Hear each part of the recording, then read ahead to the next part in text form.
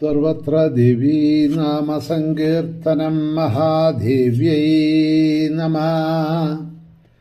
ധാതാവായി സൃഷ്ടി ചെയ്തും ധരയുടെ പതിയായി പാലനം ചെയ്തുമിങ്ങും ഭൂതാത്മാവായൊടുക്കം പ്രളയജലധിയിൽ സംഹരിച്ചും ചരിച്ചും നീതാനല്ലോലസിപ്പൂ കൊടിയ ഭവഭയാതങ്കസംഘത്തിൽ നിന്നും മാതാവേ കാത്തുരക്ഷിക്കുക.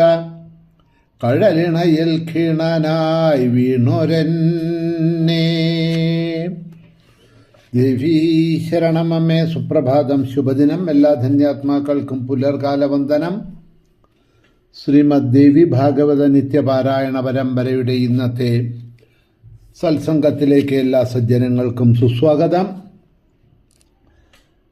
ഇന്നു മുതൽ നമ്മൾ സപ്തമസ്കന്ധത്തിലെ 40 അധ്യായ 40ാമത്തെ അധ്യായം ആണ് അവലോകനം ചെയ്യാൻ പോകുന്നത്. ബ്രഹ്മപൂജാക്രമം ആണ് ഇതിലെ പ്രതിപാദ്യമായിട്ടുള്ള വിഷയം.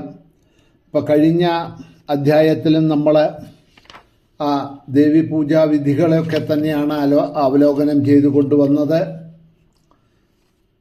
ദേവി വ്രതാനുഷ്ഠാനങ്ങളെക്കുറിച്ചും പൂജാവിധികളെക്കുറിച്ചും വൈദിക താന്ത്രിക മാർഗങ്ങളെക്കുറിച്ചും എല്ലാം വിശദമായിട്ട് അവിടെ പറഞ്ഞു കൊടുക്കുന്നതായിട്ടുള്ള ഭാഗങ്ങൾ. അതിനെ തുടർന്നുകൊണ്ട് ഈ അധ്യായത്തിലും ആ ബ്രഹ്മപൂജാക്രമം അതിനെയാണ് വിവരിച്ചു കൊണ്ടുപോകുന്നത്. ദേവി പറയണു, ദേവ്യൗവാച പ്രാതരുത്ഥായ ശിരസി സംസ്മരേത് പദ്മമുജ്ജലം കർപ്പൂരാഭം സ്മരേ തത്ര ശ്രീഗുരും നിജരൂപിണം. വിധികൾ പറയാൻ തുടങ്ങുകയാണ്. പ്രഭാതത്തിൽ എഴുന്നേൽക്കണം. മൂർധാവിൽ സ്ഥിതി ചെയ്യുന്ന കർപ്പൂര വെണ്മയുള്ള ഉജ്ജ്വലമായ സഹസ്രരാ പത്മത്തെ ധ്യാനിക്കണം. ആ പത്മത്തിൽ ആത്മസ്വരൂപമായിട്ടുള്ള ഗുരുവിനെ പ്രസന്നനും ആഭരണവിഭൂഷിതനും പത്നി സഹിതമായി സ്മരിച്ച ശേഷം കുണ്ടലിനി ദേവിയെ സ്മരിക്കണം എന്നാണ് പറയണത്. മൂലാധാരത്തിൽ നിന്ന് ബ്രഹ്മരന്ധ്രത്തിലേക്ക് പോകുമ്പോൾ പ്രകാശമാനമയം മടങ്ങുമ്പോൾ അമൃതതുല്യ സുഖപ്രദം. സുഷുമ്ന നാഡിയിൽ വാണരുളമുകയും ചെയ്യുന്ന ആനന്ദസ്വരൂപിണിയായിട്ടുള്ള പരാശക്തിയെ ഞാൻ ശരണം പ്രാപിക്കുന്നു എന്ന മനസ്സിൽ വിചാരിച്ചുകൊണ്ട് വേണം ഈ സ്മരണകൾ നടത്താനായിട്ട്. ശിഖാമധ്യത്തിൽ പ്രകാരം ധ്യാനിച്ചതിന് ശേഷം സച്ചിദാനന്ദരൂപിണിയായിട്ടുള്ള ദേവിയെ ധ്യാനിച്ച് പിന്നീട് ശൗചാദി കൃത്യങ്ങൾ എല്ലാം നിർവഹിക്കണം.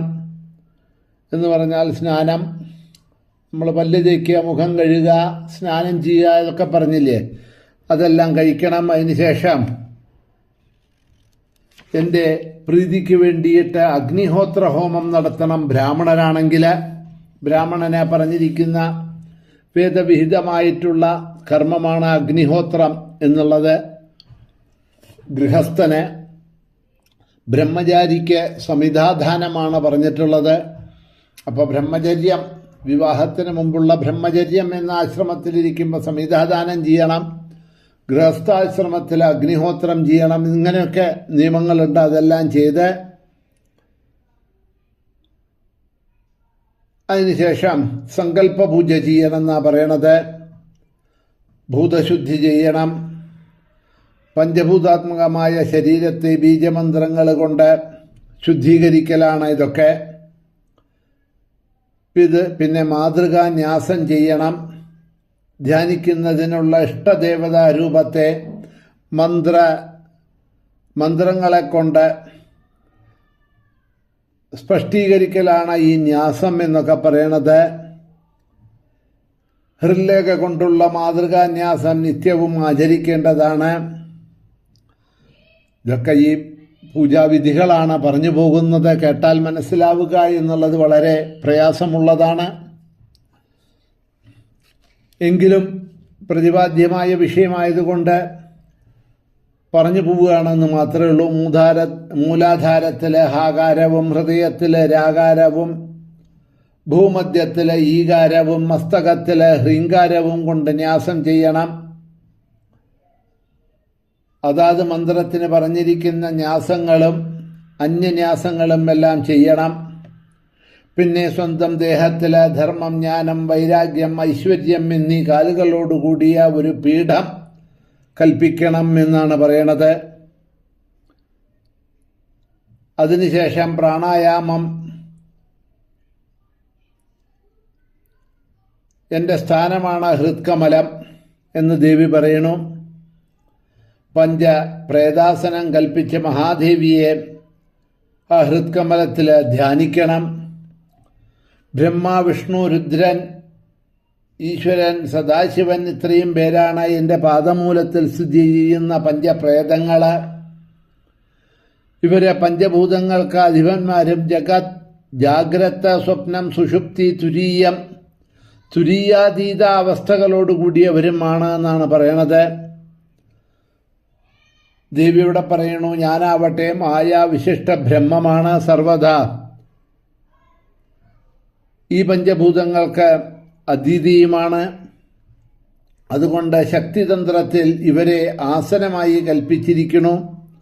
ബ്രഹ്മാവ്, വിഷ്ണു, രുദ്രൻ, ഈശ്വരൻ ഇവർ കാലുകളും സദാശിവൻ പലകയുമാണ് എന്നാണ് പറയണത്. അപ്പോൾ പലകട 4 കാലുകളും പലകയും ഇങ്ങനെ ധ്യാനിച്ച് മാനസപൂജ ചെയ്തിട്ട് മൂലമന്ത്രം ജപിക്കണം. അപ്പോൾ ഒരു പലകയൊക്കെ ഇട്ട് ഇരുന്നിട്ടാണ്, ആസനമായിട്ട് ഇരുന്നിട്ടാണ് പൂജാതി കർമ്മങ്ങളൊക്കെ ചെയ്യണത്.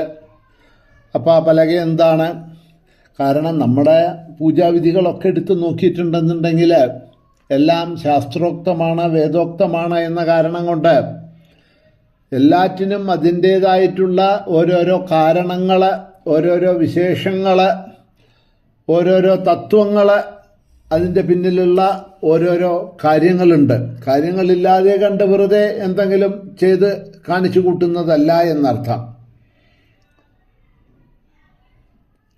പിന്നെ ജപിച്ചിട്ട് ബാഹ്യപൂജയ്ക്കായിട്ട് അർഘ്യം നൽകണം. ആദ്യം പാത്രാസാധനകം എന്ന കർമ്മം ചെയ്തതിന് ശേഷം പൂജാദ്രവ്യങ്ങളെ ശോധന ചെയ്യണം. അതൊക്കെ കഴുകി വൃത്തിയാക്കി തീർത്ഥം തെളിച്ച് ശുദ്ധമാക്കണം എന്നർത്ഥം. അസ്ത്രമന്ത്രം ജപിച്ച് ജലം തെളിച്ച് ദ്രവ്യശുദ്ധി വരുത്തണം. ദിഗ്ബന്ധനം ചെയ്ത ഗുരുക്കന്മാരെ നമസ്കരിക്കണം. അതായത് ആത്മരക്ഷയ്ക്കായിക്കൊണ്ട് 10 ദിക്കുകളെയും ബന്ധിക്കുന്നതാണ്. അഗ്നി കൊണ്ട് ചുറ്റും ഒരു കോട്ട കെട്ടുകയാണ് ക്രിയയുടെ സങ്കല്പമൊക്കെ. അതൊക്കെ ഈ തന്ത്രം പൂജയൊക്കെ ചെയ്യുന്നവർ കൈ കൊണ്ടൊക്കെ ഇങ്ങനെ ആംഗ്യങ്ങളൊക്കെ പലതും കാണിക്കും, അവരെ ചുറ്റിയൊക്കെ. അതിൻ്റെയൊക്കെ തത്വമാണ് ഈ പറയണത്.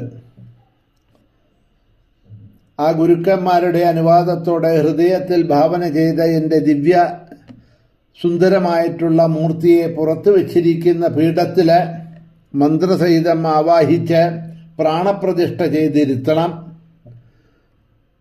അതിനു വേണ്ടിയിട്ട് പ്രാണപ്രതിഷ്ഠാ മന്ത്രങ്ങൾ ഉപയോഗിക്കണം.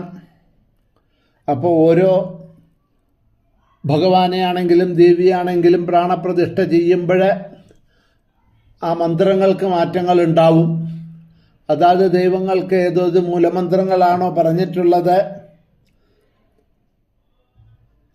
ആ മന്ത്രങ്ങളൊക്കെ ജപിച്ചിട്ട് വേണം പ്രാണപ്രതിഷ്ഠകൾ ചെയ്യാൻ. ആ മൂലമന്ത്രങ്ങളൊക്കെ ഗുരുവിൽ നിന്ന് ഉപദേശം